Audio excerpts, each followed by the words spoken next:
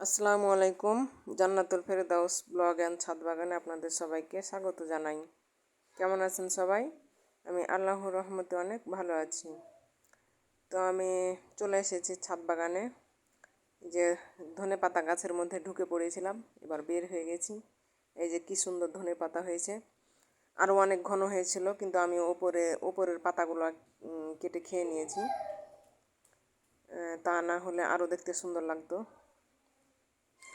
তো এভাবে চাইলে ছাদের উপর ধনেপাতা চাষ করা যায়, টাটকা টাটকা নিয়ে খাওয়া যায়। আমি এবার ধনেপাতা কিনে খাইনি, এখান থেকে নিয়ে যাই খাই। ফ্রেশ ধনেপাতা বেশি সেন্ট করে, আর ধনেপাতা 4-5 দিন হয়ে গেলে আবার কেমন একটা মানে মানে তাজা টাটকাটার মতো সেন্ট হয় না। এখানে আর এক জায়গায় ধনেপাতা লাগাচ্ছি টবে, এখানকারগুলো ঘন হয়েছে, এই জন্য বড় হয়নি আর পরে লাগা হয়েছিল এই জন্য।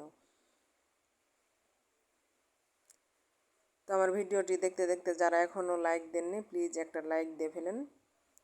আর ভিডিওটি যদি ভালো লেগে থাকে তাহলে ফ্রেন্ডস অ্যান্ড ফ্যামিলির সাথে শেয়ার করতে পারেন।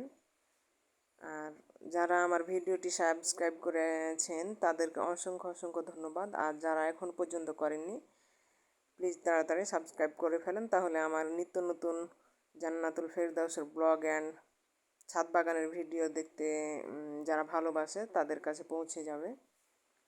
এখানে আমার লেবুগুলো পেকে গেছে, কি সুন্দর দেখতে, কি সুন্দর লাগছে। তো লেবুগুলো প্রচুর টক, পাকলেও যেমন টক, একটু কাঁচাতেও টক। মানে আমি খেতে পারি না, আমার হাফিজুর ও টক খেতে ভালোবাসে, ও খায়। আর লেবুগুলো আবার শরবত বানিয়ে খেতে মোটামুটি ভালোই লাগে। এখানে কয়টা টমেটো এসেছে। আর এখানে আমার এ গাছটিকে আমি নার্সারি থেকে নিয়ে এসেছিলাম ডালিম গাছ বলে, কিন্তু পরে দেখি যে ডালিম না, আমি বেদানা গাছ বলে গাছটিকে নিয়ে এসেছিলাম, পরে দেখি যে এটা ডালিম গাছ। ডালিম কি বেদানা মানে বোঝা যায় না, হালকা গোলাপি রঙের হয়ে থাকে। তো আমি আজকে মহিপুর বাজার গেছিলাম, বাজার থেকে শাকসবজি ফল ফ্রুট নিয়ে এসে গুছিয়ে তারপরে এখন দেখাচ্ছি। এনে আমি অল্প অল্প করে ফল নিয়েছি। ফলের যে দাম কেনাই যায় না, আর আমরা মেয়ে মানুষ আর একটু হিসাব করে চলি। ওর আব্বু হলে তো বেবাক 1 কেজি 2 কেজি করে নেয়, আমি ওই হাফ কেজি করে নিয়েছি। কয়টা টাকা নিয়ে গেছি এর ভিতরেই শেষ। এখানে আমি সবজিগুলো প্যাকেট করে না পলিথিনে এইভাবে রাখি, অনেকে আবার বক্সে করে রাখে। আমি বক্সে করে রাখি না, বক্স ধোয়াধুয়ি ঝামেলা।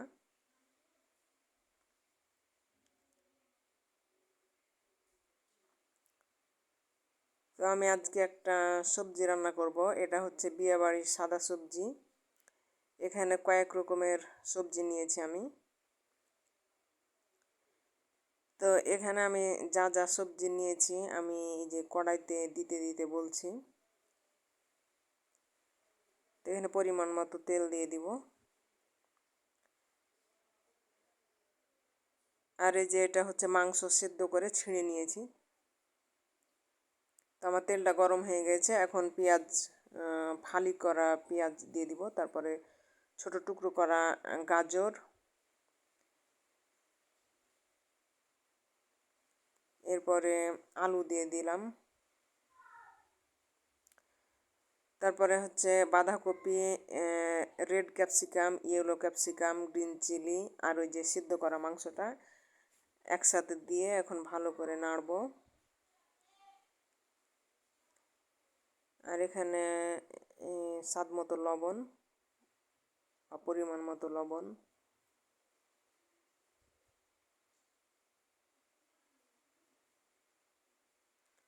তো আমি এটা লো ফ্লেমে রান্না করব, হাই হিটে রান্না করব না। তো এখানে আমি গোলমরিচের গুঁড়ো দিয়ে দিব। গোলমরিচের গুঁড়োটা আমি নিজেই বাড়িতে বানালছি, গুঁড়ো করেছি। এই যে লো আঁচে রান্না করলে পারে এই সবজি থেকে পানি বের হয়ে আসে। আর এখানে আমি দেব কর্নফ্লাওয়ার, এটাকে কর্ন স্টিচও বলে। এটা হচ্ছে এক ভুট্টার আটা অথবা পপকর্ন যে পাওয়া যায় বিদেশি পপকর্ন, ওটার আটা। এটাকে কর্ন স্টিচ বলে, আবার কর্নফ্লাওয়ার বলে। তো এটা আমি 1 চামচ গুলে দিয়ে দিব।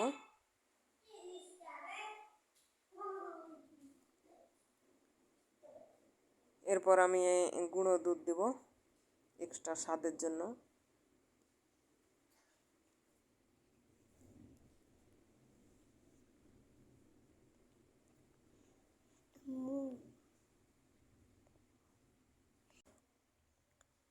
আমি গুঁড়ো দুধটা গুলে দিয়ে দিব এখন।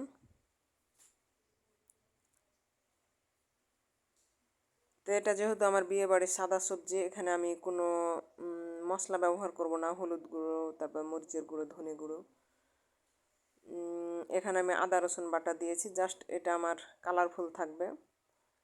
এখানে একটু চিনি দিলাম। তো আমি রান্না করার পর আমার পরের ভিডিওটি কেটে গেছে, ওখানে মুত্তাকিন খাচ্ছিল, ওই ভিডিওটি আমি আর খুঁজে পাচ্ছি না, আমার মন টন খারাপ পরে। তো এখানে আমি একটা জামা সেলাই করছি ছোট্ট নিউ বেবির জন্য, নিউ বেবিকে গিফট করব। তো এখানে আমার অনেকগুলো কুচিতেই প্রায় 1.25 গজ কাপড় লেগেছে। আমি জামাটা সেলাই করার পর পুরোটাই আপনাদের দেখাবো।